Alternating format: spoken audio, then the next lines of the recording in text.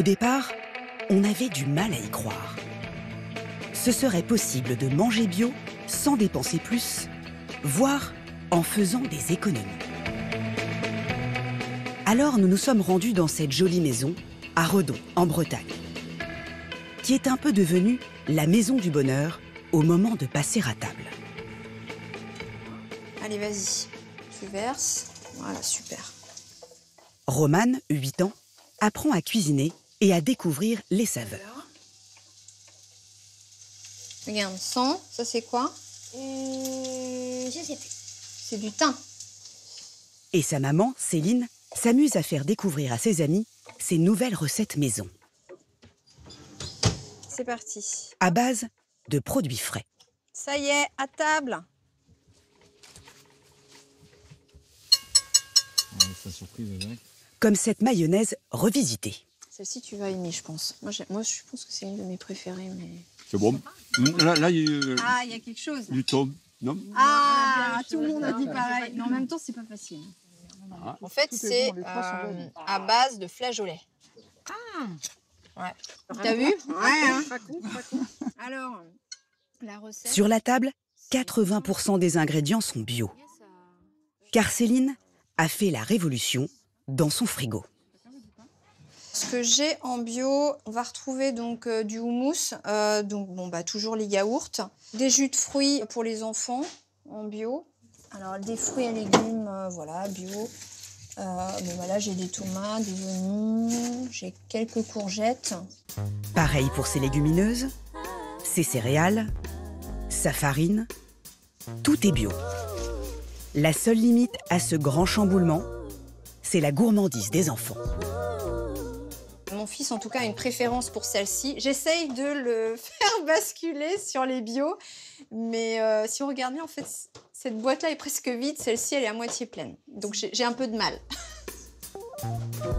En quelques mois, cette mère célibataire qui gagne 2 000 € net par mois est donc passée au bio. Et dans le même temps, ses tickets de caisse ont fondu de 40%. C'était mon objectif de favoriser le bio. Et là, on a pu prouver que on peut aussi consommer pas plus cher, voire moins cher, tout en modifiant sa façon d'acheter.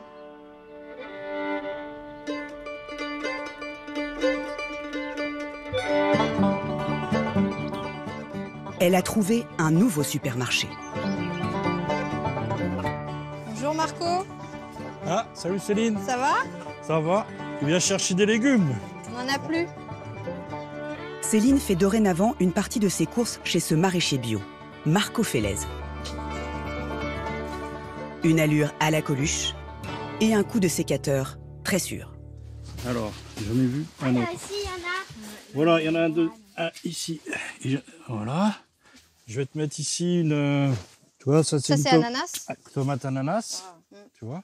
Ah, elle est vois bicolore. Alors, je vous laisse la fleur aussi. Ah bah ouais. Parce que ça se mange. Hein. Vous pouvez le mettre dans la salade, en déco. Ouais, Voilà, elle ressemble à un cœur. Vous avez Un vu, les cœur. enfants? Donc ça, c'est une cœur de bœuf. Voilà. Ok. Parfait. Bon, on a les 4. Je vais faire de l'amour. Tu vois l'intention, Marco? Ouais, l'intention. Elle est là. Bah, c'est ce que je mets quand je fais mes légumes, quoi. Je vais avoir des cœurs dans l'assiette. Voilà. Hein? Son fournisseur, c'est un militant du manger sain. Cet ancien cuisinier s'est longtemps mis au service des autres dans le social. Aujourd'hui, dans son potager, il rêve de faire accéder au bio le plus grand nombre. Bon, bah moi, je pense que c'est bon, là. Ouais, c'est bon.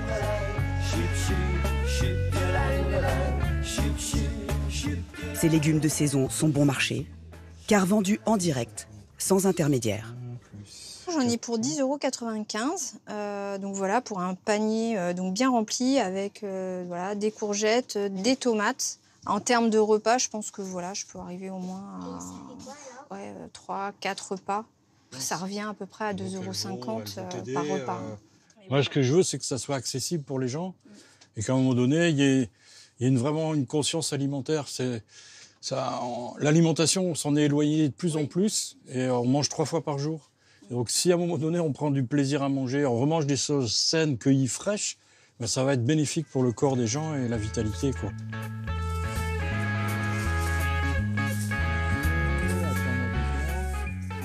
C'est lui qui a montré la voie pour passer au bio sans dépenser plus, en lui réapprenant à faire ses courses, mais aussi à cuisiner. Alors, on va faire un carpaccio de côte de bête. L'idée est de préparer en quelques minutes des produits frais, plutôt que d'acheter des plats industriels. Parce que ça, on va les blanchir. Ouais. Et après, on va les mettre à macérer avec citron, huile d'olive. On va mettre un peu d'ail, un peu d'aromatique. Économique, sans pour autant passer sa vie derrière les fourneaux. En fait, c'est pas long. Une fois qu'on a bien les modes opératoires, alors il faut se familiariser avec ça. C'est ce qu'on fait ici. On vient au jardin, on découvre les légumes, on se familiarise avec les modes opératoires. Et une fois que ça, c'est vraiment bien ancré, ben, c'est plus une angoisse. Surtout pas de cuisine de l'angoisse. Il faut que ça reste du plaisir. Voilà. Et puis je dirais que le temps, en fait, il est long la première fois qu'on le fait, mais déjà la deuxième fois ou la troisième fois, justement, on sait ce qu'on a à faire, à prendre comme justement ustensile de cuisine, et on va plus vite, en fait. 15 minutes pour la préparation de ce savoureux carpaccio. Voilà, un filet de citron, et on met un peu d'huile d'olive. Ben, il faut le laisser macérer. Hein. Enfin, tu peux goûter là si tu veux. Hein. Ah, c'est déjà bon. C'est déjà bon, ouais. Remettre la main à la pâte. Et surtout, acheter ses fruits et légumes de saison en direct chez le producteur. Voilà la bonne formule, respectueuse de la planète, pour manger le meilleur bio, au meilleur prix. Mais c'est un tout autre modèle qui règne dans nos assiettes.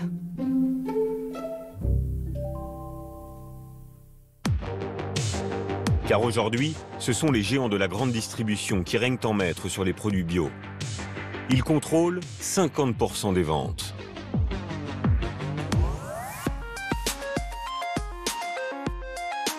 Un nouvel Eldorado qui s'affiche en grand format dans les rayons.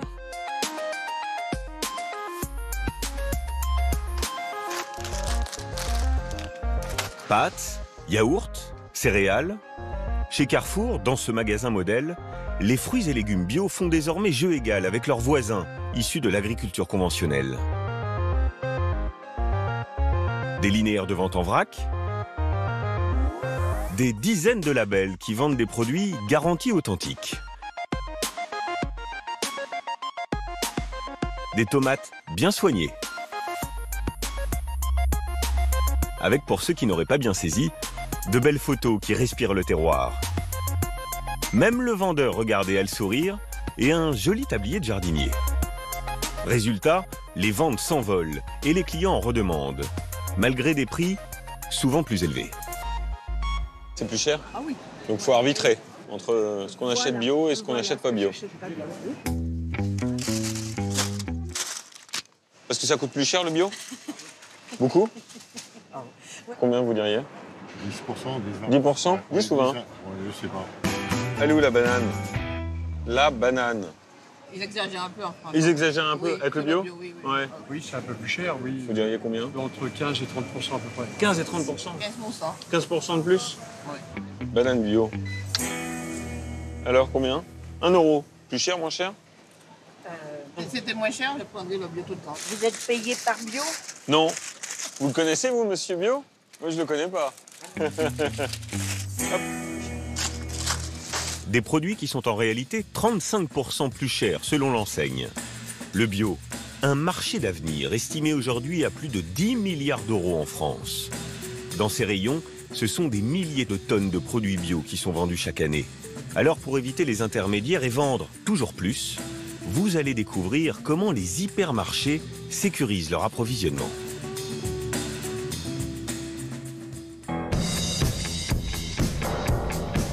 Une campagne orchestrée dans tout le pays. Comme ici, près d'Agen. C'est dans ce centre logistique que passent tous les fruits et légumes vendus par l'enseigne dans le sud-ouest de la France.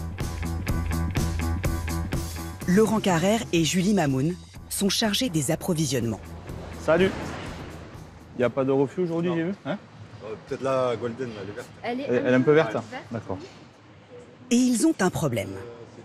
La demande est plus importante que la production française, très appréciée des clients. Ils courent donc après les fruits et légumes bio tricolores. avec des méthodes sans complexe. Si on ne va pas convaincre, draguer, entre guillemets, nos producteurs partenaires conventionnels, eh bien, on ne va pas y arriver. La bonne vieille enseigne d'hypermarché Carrefour serait donc devenue l'apôtre du bio. Et le duo doit évangéliser à grande vitesse. Car le bio ne représente que 7,5% des surfaces agricoles. Et ils veulent que ça augmente. Alors pour cela, ils ratissent la campagne avec une stratégie bien rodée. Ce jour-là, ils se rendent chez David Pereira, qui fournit déjà l'enseigne depuis longtemps. Et alors? Ça va? Oui, ça va, et toi? Ouais, ça va. Bon. Super. Impeccable. Bon, ça devait se lever, là, ça se lève. Un petit mot sur la météo, quelques sourires, et la discussion s'engage. David, enfin, oui. Je prends le temps de... On prend le temps. Eh bien, ça fait 2-3 fois qu'on repousse et voilà. Bon. C'était sur une nouvelle Voilà. parcelle de kiwi. Ça, c'est une parcelle de kiwi qui a 3 ans. Mais ce numéro de charme va-t-il suffire? Car passer au bio n'est pas une mince affaire. L'exploitation de kiwis est traitée avec des pesticides. Pour passer au bio, il faudrait donc les arrêter, tout comme les engrais chimiques. Tes principales difficultés pour convertir cette parcelle en bio, c'est quoi? Qu'est-ce qui va t'embêter sur le kiwi? Là, il faut soulever tout l'arrosage. Il faut le soulever parce que pour nettoyer, pour passer la machine, pour couper l'herbe, il faut le soulever. Sans les pesticides, pas d'autre choix que de passer une machine pour enlever les mauvaises herbes. Mais aujourd'hui, c'est mission impossible avec ce système d'irrigation. David devrait donc débourser 12 000 €, alors qu'une production bio est pleine d'incertitudes à ses yeux. On ne connaît pas comment il va se passer. Bon, il y a moins, il n'y a pas d'engrais, pas beaucoup. Il y a le désherbage mécanique, tout ça, il faut mettre en place. Donc les kiwis bio, ce n'est pas pour tout de suite. Heureusement, dans cette grande opération séduction, le duo d'acheteurs a dans sa poche un argument de poids. Un carnet de chèques. Quelques kilomètres plus loin, les voilà chez Bastien Xureb. Bonjour. Salut. C'est chaud, hein? Ouais. Ici, la conversation ne s'arrête pas à la météo. Les deux compères ont carrément une offre sur mesure à faire à ce jeune maraîcher qui a repris l'exploitation familiale. On va voir le programme pour cet hiver, là. Ouais. On va se mettre là-bas? Ouais. D'abord, Laurent et Julie s'engagent d'avance à lui acheter beaucoup de marchandises. On partirait sur 1200 Batavia par jour, 600 feuilles de chêne blonde et 600 laitues. Voilà, tout ça par jour. Mais surtout, il propose de l'aider. À un moment très risqué.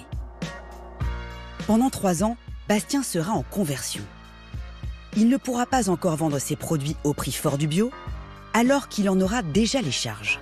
Plus de main-d'œuvre pour désherber et plus de produits perdus car ils ne sont pas traités. Pour passer ce cap difficile, ils vont lui faire une proposition rare dans ce secteur. Par rapport au prix de la salade conventionnelle, on pense faire une fourchette de plus 7, plus 10%. Comme ça, au moins, tu es rassuré, tu sais que tu seras toujours au-dessus du conventionnel. Toujours au-dessus du conventionnel. Un prix élevé et garanti pendant 3 ans, ça fait son effet. Sur un prix fixe. Écoutez, moi, a priori, ça me convient. C'est mieux que ce qu'on sort aujourd'hui, donc c'est tout bénef pour nous. Ouais. Avec ses arguments sonnants et trébuchants, Carrefour a gagné. Ici, l'armoire aux pesticides sera bientôt un lointain souvenir. Une époque que la grand-mère de Bastien voit s'éloigner sans nostalgie. C'est bien que tout ça soit révolu parce que petit à petit, la santé des gens était menacée. C'est ce que, voilà, c'est le but de passer en bio. Voilà ce qu'on peut dire.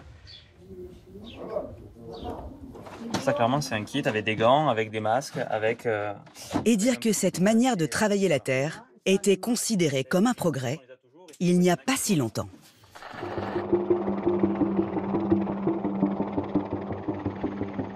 Cette agriculture intensive, à grand renfort de pesticides chimiques, parfois répandus par hélicoptère, ou même torse nu, a été mise en place après la Seconde Guerre mondiale. Elle a permis d'augmenter les rendements et de faire baisser pour tous le prix de l'alimentation. Ici, dorénavant, les concombres, salades et tomates ne seront plus traités.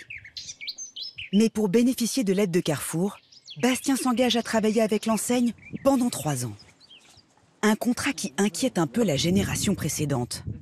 Son père connaît en effet la pression sur les prix que peut exercer la grande distribution. Bon alors, comment ça s'est passé avec Carrefour? Bah écoute, ça s'est plutôt bien passé. Ça représente environ 200 colis par jour. Et après, ils sont intéressés par d'autres cultures ou pas? Voilà, et après on n'en a pas discuté, mais a priori oui.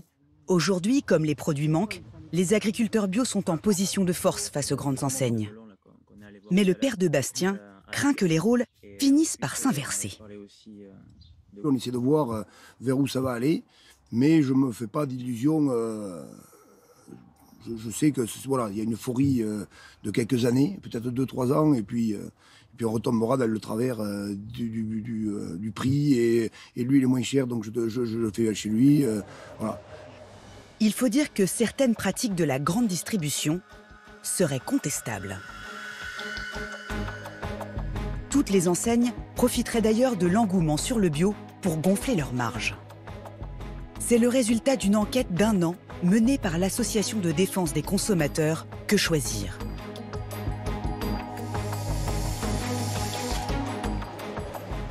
Une pratique particulièrement marquée sur l'un des fruits bio les plus consommés, la pomme. Pour le non-bio, la grande distribution achèterait le kilo de Golden, 1,06 € et rajouterait une marge de 87 centimes. Pour le bio, le kilo serait acheté 1,80 €, auquel serait ajouté, tenez-vous bien, 2,17 €. Soit une marge augmentée de 150%. Le bio est une manne providentielle pour les grandes surfaces. Et pour en vendre le maximum, l'offre la plus large possible est proposée. Même si certains produits posent question.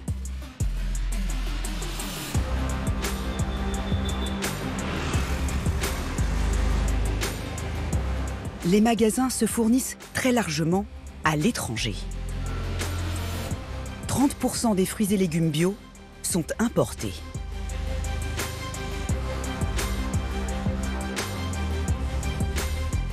Parmi eux, il y a des produits qui viennent de très loin, comme des mangues ou des citrons verts. Et la star, c'est l'avocat. L'avocat, comment y échapper ? Eh ben, je te propose de faire un truc qui est très tendance, ces fameuses tartines d'avocat. Sur Internet, on ne compte plus les vidéos qui le magnifient et nous montrent comment le consommer sous toutes les formes. On va cuisiner un toast à l'avocat absolument délicieux. Déjà là, ça sent trop bon. Bim, l'avocat. Ce serait en plus un aliment miracle. Ce sont des matières grasses qui sont bonnes pour l'organisme, qui vont favoriser le bon cholestérol. Et surtout, il contient beaucoup de fibres, beaucoup de vitamine C, beaucoup de vitamine E. Un rouleau compresseur qui a son effet. Notre consommation a explosé de 85% en 10 ans pour faire de nous le premier pays importateur en Europe. Sauf que bio ou non bio, cet aliment tellement bon pour notre santé est à l'origine d'un désastre écologique insoupçonnable. Nous avons remonté la filière de l'avocat bio dans l'un des premiers pays producteurs, le Chili, au nord de Santiago, la région de Petorca. Une zone en grande partie couverte de champs d'avocats. Un fruit qui fait la fortune de quelques cultivateurs. Comme Ernesto Molina. Tout ça, c'est à moi, là. Jusque là-bas, c'est à moi. Après avoir exercé plusieurs métiers, il s'est rué sur cette activité très lucrative depuis une quinzaine d'années. Il possède aujourd'hui 60 hectares. Et pour Ernesto Molina, pas question de perdre une goutte de son or vert. Il y a vraiment beaucoup d'avocats mûrs là, trop même. Je ne pensais pas qu'il y en avait autant. Faut vraiment s'en occuper là, hein. Après il sera trop tard. Regarde, viens avec moi. Regarde sur cet arbre, tous ces avocats. Ils sont prêts, ils sont mûrs. Ils vont finir par tomber, on va les perdre. On en a bien 400, 500, 600 kilos même, qu'il faut récolter tout de suite. Et il est tellement fier de faire du bio.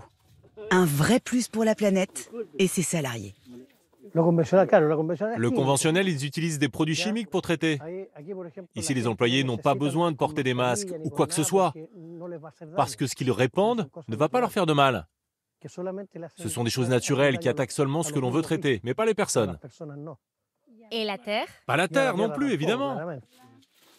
Une vingtaine d'ouvriers travaillent ici tous les jours pour récolter les précieux fruits. Il ne faut absolument pas le faire tomber pour qu'il reste en bon état. Comme la plupart des avocats partent ensuite à l'étranger, il faut qu'il soit beau, qu'il n'ait pas de défaut.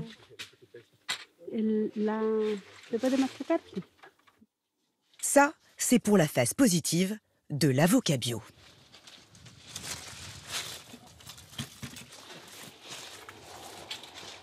Alors, ils sont beaux ces avocats? Magnifique. Mais ces fruits que nous aimons tant ont ici un tout autre impact. Ils ont remplacé des cultures traditionnelles. Tomates, patates, salades. Pourtant, ils ne sont pas adaptés à cette région.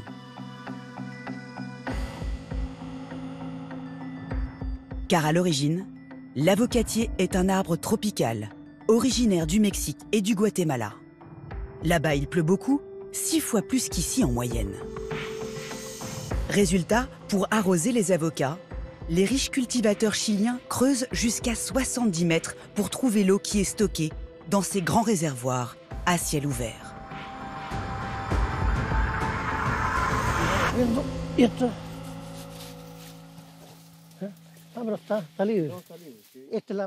Ça, c'est l'irrigation principale qui sert pour tout le rang d'avocatier. On arrose 4 à 5 heures tous les 2 jours. Un avocatier adulte a besoin d'environ 400 litres d'eau par semaine. C'est beaucoup, non? Oui, c'est pas mal. Comparé à d'autres arbres. Oui, par exemple, on a aussi des citronniers ici, et eux n'ont besoin que de 120 à 130 litres par semaine. C'est tout simplement aberrant. Pour faire pousser 1 kilo d'avocat, il ne faut pas moins de 1000 litres d'eau, soit 5 fois plus que pour 1 kilo de tomates. Une surconsommation qui a des conséquences désastreuses.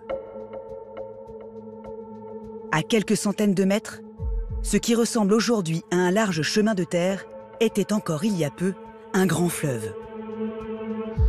Un spectacle désespérant pour les habitants de la région. Si vous regardez autour de vous, il n'y a plus rien. Maintenant, ce n'est plus qu'une étendue déserte, sèche, sans vie. Il n'y a plus une seule goutte d'eau. Rodrigo Mundaca peine à y croire. Un désert a remplacé ce qui autrefois était un lieu de vie très apprécié. Ici, c'était un espace de jeu. Les gens s'amusaient. Je me souviens, on se baignait l'été. On adorait ça quand on était enfant. Rodrigo et René ont créé une association pour dénoncer cette catastrophe. Et selon eux, le coupable est à 2 pas. Ce sont toutes ces cultures d'avocats. Tout ça, la sécheresse, c'est à cause de ces pratiques absurdes. Ici, il a été décidé que cette région deviendrait la première productrice d'avocats du pays. Et ce sont ces avocats qui assèchent nos rivières et notre territoire. Une responsabilité dont ne veulent pas entendre parler les producteurs, qu'ils soient conventionnels ou bio, comme Ernesto Molina. Non, non, non, non, vous mélangez tout là. Ce n'est pas ça l'histoire. Écoutez, l'eau, comme toutes les ressources naturelles, bon, s'il pleuvait, nous n'aurions pas de problème d'eau. C'est juste que ces dernières années, avec le changement climatique, nous manquons d'eau. Donc les avocats n'ont rien à voir avec la sécheresse, selon vous? Non, absolument rien. C'est simplement la nature. Vous savez, il y a même des théories qui disent que l'eau est en fait attirée par la végétation. Plus il y en a, plus il y a d'eau. Alors si on coupait les arbres, ça serait encore pire. Un dernier argument qui laisse rêveur. Toujours est-il que ces exploitations consomment chaque année des millions de litres d'eau. Et ces avocats bio tant appréciés seraient donc ici à l'origine d'une catastrophe écologique. Mais pas seulement. La vie quotidienne des habitants est également totalement bouleversée. Dorénavant, tout le monde dépend de ce camion-citerne rempli d'eau qui parcourt la campagne 2 fois par semaine. Je dois remplir le jour et l'heure? Oui, c'est bien ça. Et où est-ce que je signe?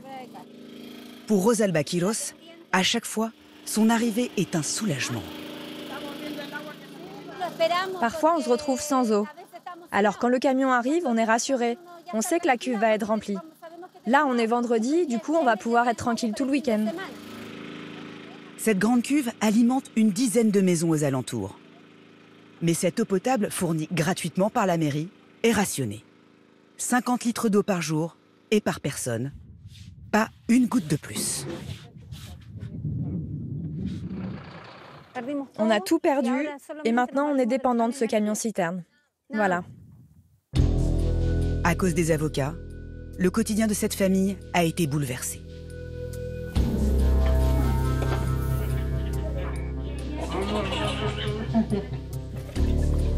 Quand elle fait la cuisine ou la vaisselle, Rosalba a dans l'évier une bassine pour récupérer la moindre goutte d'eau.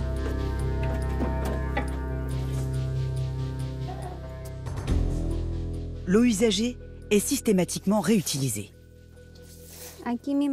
Ici, on a de l'origan qu'on utilise pour la cuisine, du romarin et un pêcher qu'on n'arrose que comme ça, avec de l'eau récupérée. Dans la salle de bain, la douche est devenue inutilisable. Maintenant, on chauffe de l'eau dans la cuisine, on la porte dans un seau et on se lave avec ce récipient. Ça me rend triste, cette situation. Parce qu'avant, on avait de l'eau ici, on avait beaucoup d'eau. C'est pas normal de vivre comme ça.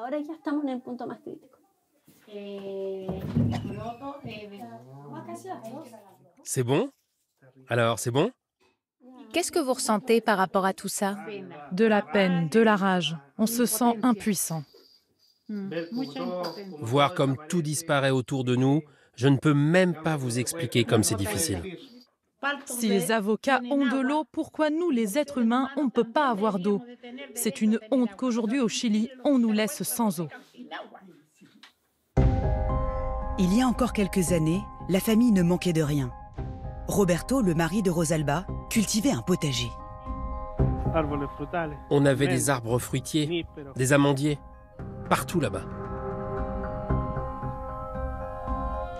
À 2 pas, les exploitations d'avocats bio, elles, sont bien luxuriantes. Et les dégâts de ce fruit tellement à la mode ne s'arrêtent pas là.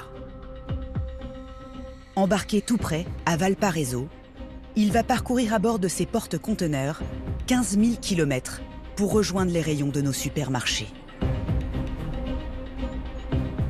Avec la pollution que cela provoque.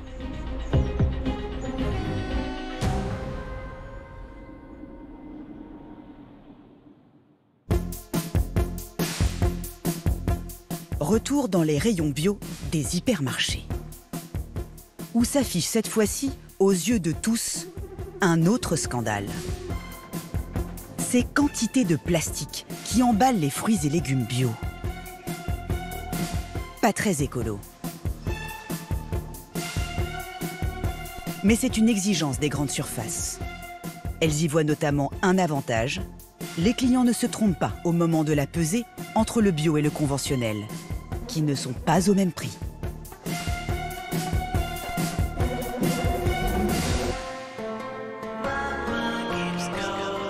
Pour prendre l'ampleur de ce gâchis, nous sommes allés à Rotterdam, aux Pays-Bas. Une ville écolo où on aime le vélo. Mais ici comme ailleurs, le bio de grande surface s'accompagne d'une débauche de plastique. Chez ce grossiste de fruits et légumes bio, l'un des plus gros du pays, cela prend une dimension industrielle. Les courgettes, les citrons verts, les avocats, les pomelos, les tomates, tout est sous plastique. La grande machine à emballer est vorace. Pour l'alimenter, il y a tout un stock que nous montre Michael Wild, l'un des responsables de l'entreprise. On utilise environ entre les 5 et les 10 rouleaux, comme ça, chaque jour, par ligne. Alors ça veut dire 100 kilos environ. 100 kilos par jour. Au total, selon nos estimations, l'ensemble des fruits et légumes bio consommés en France génère pas moins de 5000 tonnes de plastique par an.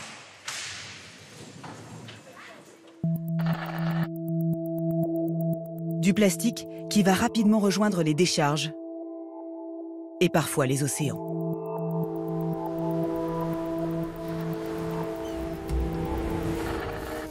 Si Michael Wild nous montre tout ça sans aucune gêne, c'est qu'il est lui-même révolté par cette situation.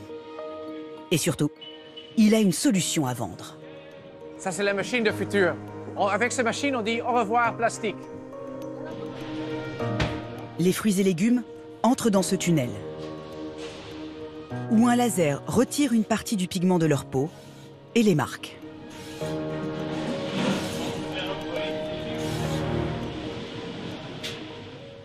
Vous pouvez voir, à l'intérieur, il n'y a absolument pas un effet de la laser. C'est seulement l'extérieur du pot d'avocat.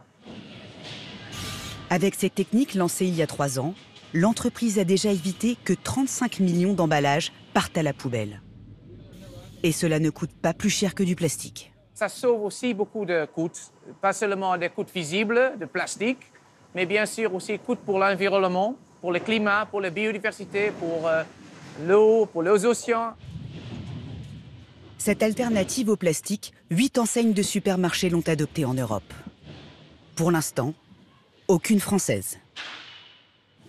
Plastique, importation du bout du monde. Face à certaines dérives du bio-industriel, il existe pourtant une autre manière de faire.